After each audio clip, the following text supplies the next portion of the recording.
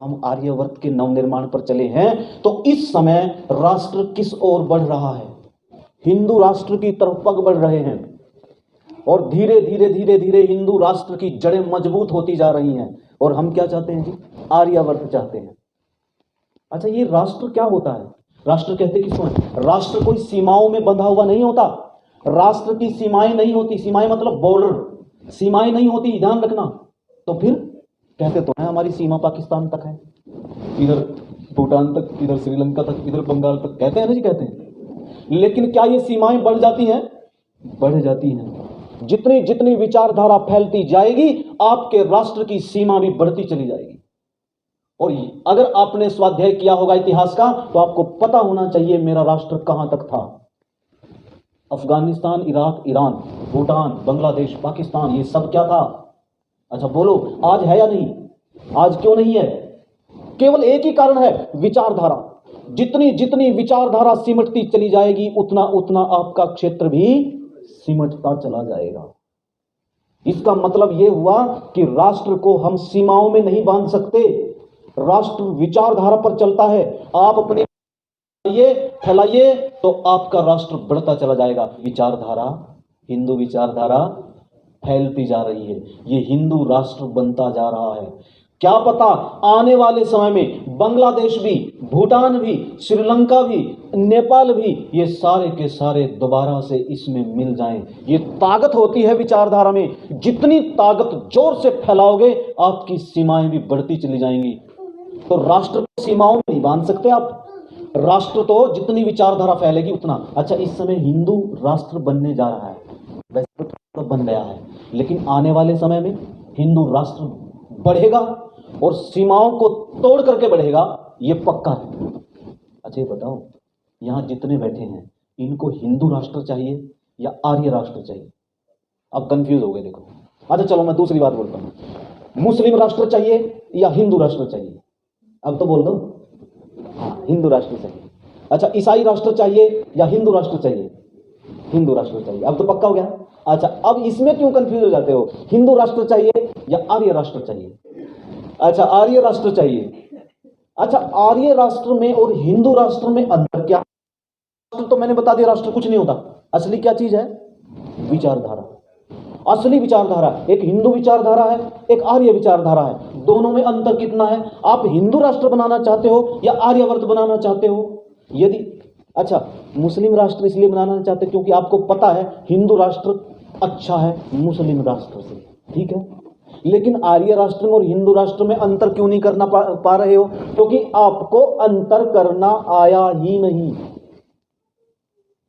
अंतर करा दूं आपको, थोड़ा सा अंतर कराता हूं आपको, ध्यान से समझना क्या अंतर है। आपको पता है राष्ट्र की रक्षा कैसे होती है? बोलो जी, आपको पता है कैसे होती है राष्ट्र की रक्षा? सिर्फ विचारधारा से जी, विचारधारा से ही राष्ट्र की रक्षा होती है। और कौन करता है रक्षा? बोलिए जी, कौन करता है रक्षा?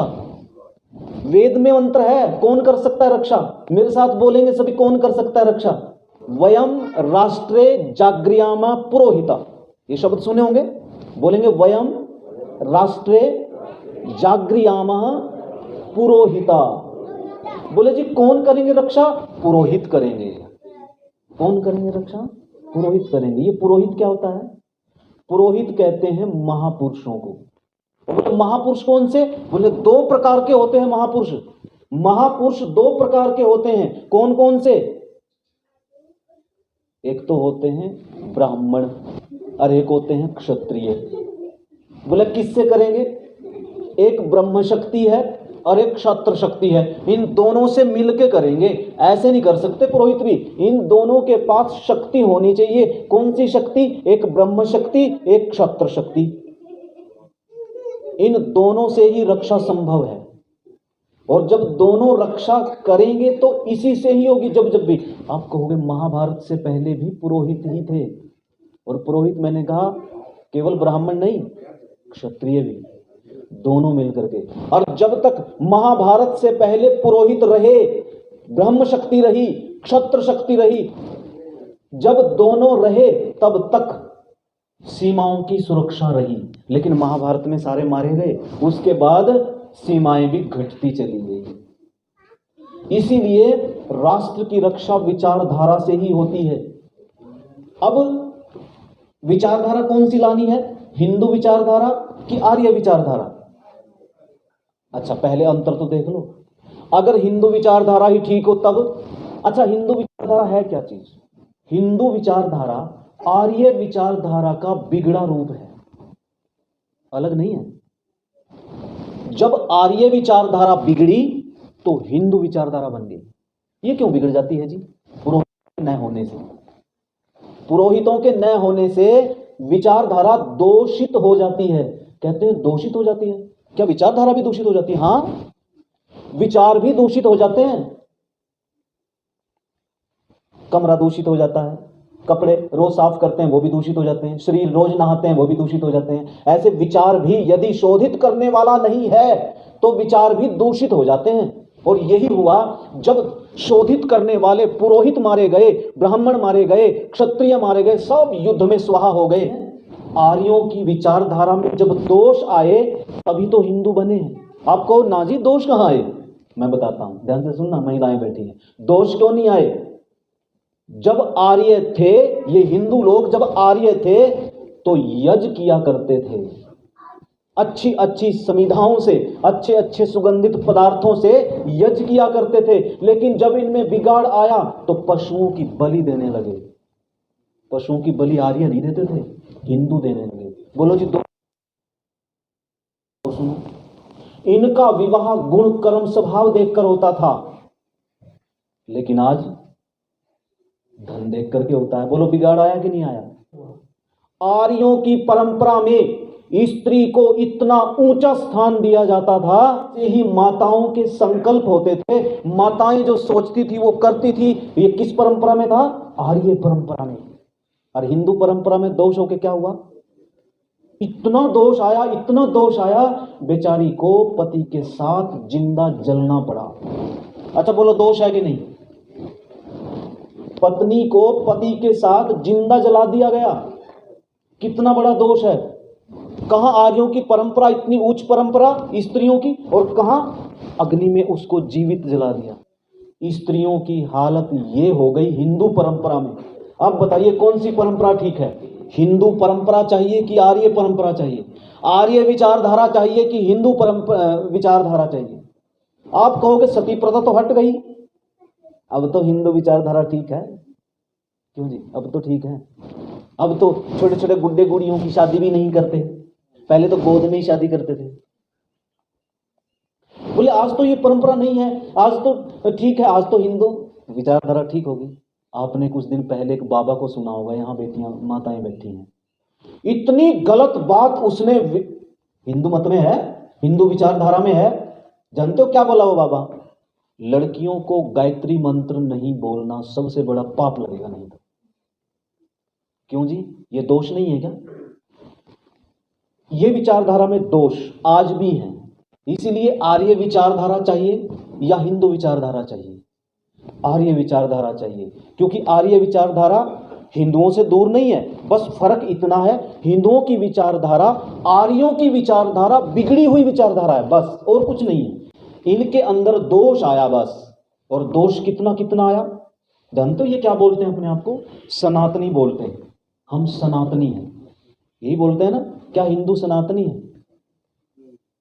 किसे कहते हैं? बेटियां बताएंगी सनातनी किसको कहते हैं?